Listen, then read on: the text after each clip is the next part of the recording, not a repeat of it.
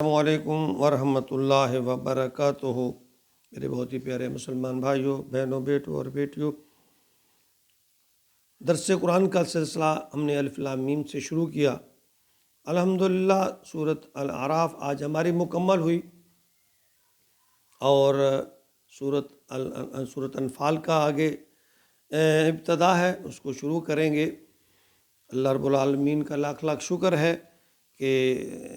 اللہ تعالیٰ نے یہ توفیق دی، اللہ ہم سب کو قرآن کو سمجھنے، اس پر عمل کی توفیق عطا فرمائے۔ آج ہم سورۃ انفال کے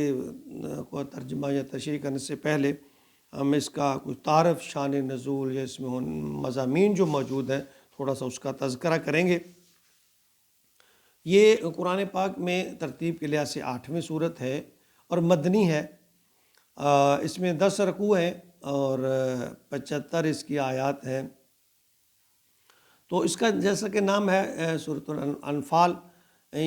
شروع میں پہلی آیت میں یسألونک عن الانفال، یعنی مال غنیمت کے بارے میں اس کے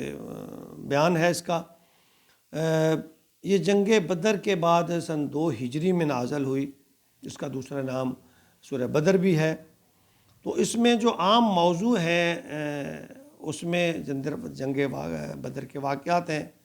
مال غنیمت اور اس کی تقسیم اور اس کے جو مسائل ہیں وہ بیان کیے گئے ہیں۔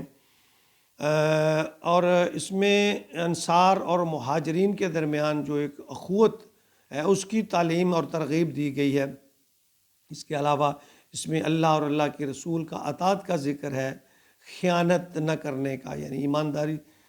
کا ذکر ہے، اور مسلمانوں کے لیے اس میں تزکیہ نفس اور جہاد کی تیاری، اور پھر اس میں سب اس کام میں حوصلہ افزائی کی گئی ہے۔ اس میں یعنی اتمام حجت جو ہے اس کا بھی لوگوں پر تذکرہ کیا گیا ہے، یعنی جو اللہ کے نبی نے کفار اور مشرکین کو جو واعظ و نصیحت کی، دین کی طرف راغب کرنے کی کوشش کی، تو اس میں اتمام حجت کے طور پر بہت ساری چیزیں ہیں، یعنی قانون استدراج کا یہاں بھی ذکر ہے۔ اس کو تھوڑا سا سمجھنے کے لیے اس کا پس منظر تھوڑا سا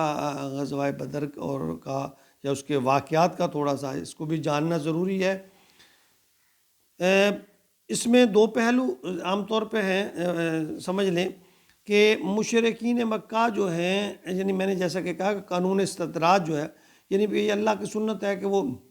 جو لوگ اللہ کا کہنا نہیں مانتے تو پہلے انہیں چھوٹے موٹے جھٹکے لگاتے ہیں، تکلیفیں دیتے ہیں، اگر نہیں تو پھر اللہ تعالیٰ ان پر بڑا عذاب جو ہے وہ بھیج دیتے ہیں۔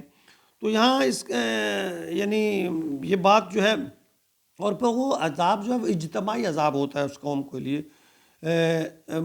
مشرکین جو ہیں اسی قانون کا اطلاق ان پر بھی ہجرت کے بعد اللہ تعالیٰ کی طرف سے ہونے والا تھا۔ تو نبی اکرم صلی اللہ علیہ وسلم 12-13 سال مختلف انداز میں دعوت دیتے رہے، اپنی قوم کو اتمام حجت کر دیا۔ تو اس کے بعد پھر اللہ تعالیٰ نے آپ کو واضح طور پر ہجرت کا حکم دے دیا۔ جب چونکہ ان لوگوں نے بار بار آپ کے اللہ کا پیغام دینے کے انہوں نے نہ مانا، تو وہ تقریباً عذاب کے مستحق ہو چکے تھے۔ تو ان پر یہ بات ذہن میں رکھیے کہ جو قریش مکہ ہیں ان پر اللہ تعالیٰ نے یک بار یعنی ایک ہی بار سارا عذاب نازل نہیں کیا، بلکہ سٹیپ بائی سٹیپ جو ہے ان پہ اللہ تعالیٰ نے ان پر پہلا جو عذاب ایک قسم کا تھا جنگ بدر کی شکل میں جو ان پر اللہ تعالیٰ نے نازل کیا، تو اسی طرح یعنی اللہ تعالیٰ جس طرح آل فرعون کو اللہ تعالیٰ نے باہر نکالا تھا مصر سے، اور نکال کے باہر ان کو موسیٰ اور اس کا مقابلہ ہوا اور وہاں اللہ تعالیٰ نے غرق کیا، تو یہاں بھی ان کو باہر نکالا اللہ تعالیٰ نے، مکہ سے باہر نکال کر پھر ان کے ساتھ جو ہے بدر کا معرکہ ہوا۔ یاد رکھیں بدر کے معرکہ میں قریش کے 70 بڑے معتبر جو لوگ تھے، ان میں 70 لوگ مارے گئے، 70 قیدی بھی ہوئے اور بہت سارے زخمی حالت میں گرفتار بھی ہوئے۔ تو یہ ایک بہت بڑی مسلمانوں کے لیے، اگرچہ یہ بے سر و سامانی کا یہ عالم تھا، تعداد بھی تھوڑی تھی، 313 کی تعداد تھی، اور جنگ بدر میں کل مسلمانوں کے پاس صرف 8 تلواریں تھیں، نہتے تھے سب، اور مقابلے میں جو ہے وہ 1000 کا لشکر تھا، اور وہ بڑے معتبر، بڑے جنگجو قسم کے لوگ تھے، لیکن اللہ تعالیٰ جب کسی مدد کرتے ہیں تو پھر اس بدر میں تو سامنے ظاہر ہوئی، اور ان پر، اور دوسرا جو بات تھی کہ جب نبی کریم صلی اللہ علیہ وسلم نے دین کی انہیں دعوت دے دے کر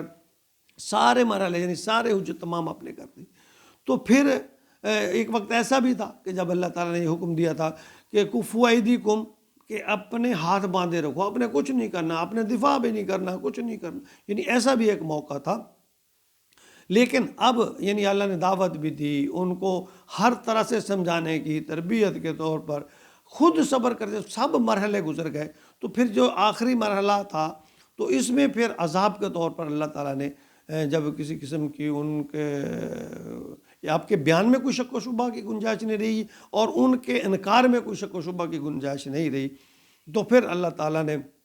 نبی پاک صلی اللہ علیہ وسلم کو حکم دیا کہ آپ مدینہ کی طرف ہجرت کر جائیں، اور یہ کوئی اچانک بات نہیں تھی، ایک اللہ تعالیٰ کی طرف سے یوں سمجھیں ایک پری پلان تھا کہ ساری طاقت کو ایک جگہ پہ اکٹھا کر کے پھر باقاعدہ اس کو، یعنی ایک ترتیب سے پھر اللہ تعالیٰ نے اس کو، اللہ کے ذہن، اللہ کا، یعنی اللہ تعالیٰ کہتے ہیں نا مسبب الاسباب ہیں، اور وہ بہتر اللہ تعالیٰ جو ہے، یعنی لوگ بھی اپنا کام کرتے ہیں، سوچ سمجھ کرتے ہیں، یہ کہتے ہیں مکر و مکر اللہ واللہ خیر الماکرین، اللہ کی طرف جو ترتیب ہے وہ سب سے بہتر ہوتی ہے۔ تو اللہ نے سب کو، ان کو ایک جگہ اکٹھا کیا، اکٹھا کر کے مسلمانوں کی ساری طاقت کو مجتمع کر کے پھر جو ہے ان پر ایک قسم کا عذاب جنگ بدر کی صورت میں آیا، اور انہیں تحت کیا، یعنی ایک تہائی لوگوں نے، یعنی 313 نے 1000 کا مقابلہ کیا، اور واضح اللہ تعالیٰ نے کفار کو یہاں شکست دی اور مسلمانوں کو اس میں فتح دی، یعنی 70 لوگ جو ہیں ان کے کفار کے مارے گئے، اور یہ بہت بڑے، اور وہ بڑے جنگجو قسم کے لوگ تھے، اور اس کے ساتھ مسلمانوں کے پاس کوئی ساز و سامان نہیں تھا، جنگی ساز و سامان، 8 کہا جاتا ہے کہ 8 تلواریں تھیں، یعنی 313 لوگ، 8 تلواریں ہیں، اور دوسری طرف اسلحے سے لیس پوری کی پوری فوج، 1000 آدمی جو ہے، بڑے بڑے سردار بھی ان میں تھے۔ تو یہاں پھر اسلام کا عروج یہاں سے شروع ہوا، اور قریش کا یا مشرکین کا زوال یہاں سے شروع ہوا۔ تو آگے اس صورت میں پھر اس جنگ کا حوال ہے، اور پھر مال غنیمت کا تذکرہ ہے، انشاءاللہ اگلے اسباق میں ہوگا۔ اللہ تعالیٰ ہمیں قرآن کو سمجھنے اور اس پر عمل کی توفیق عطا فرمائے۔ اس کے دیکھیں قرآن جو ہے یہ ہمارے لیے رہنمائی کے لیے ہے، یہ نہیں ہے بس اس کو الماری میں رکھو اور صبح اٹھو اور اس کو چومو پھر رکھ دو۔ قرآن کو پڑھیں، اور پڑھنے کے ساتھ ساتھ اس کو سمجھیں، اور پھر سمجھنے کے ساتھ ساتھ اپنے زندگی کو قرآن کے مطابق ڈھالیں، اور اس کی تشریح جو ہے نبی پاک صلی اللہ علیہ وسلم کی سنت سے، حدیث سے ہمیں ملتی ہے۔ حدیث کے بغیر قرآن سمجھ نہیں آتا، نبی کے کردار کے بغیر قرآن سمجھ نہیں آتا۔ اللہ کی اطاعت اور نبی کی اطاعت دونوں لازم و ملزوم ہے۔ اللہ تعالیٰ ہمیں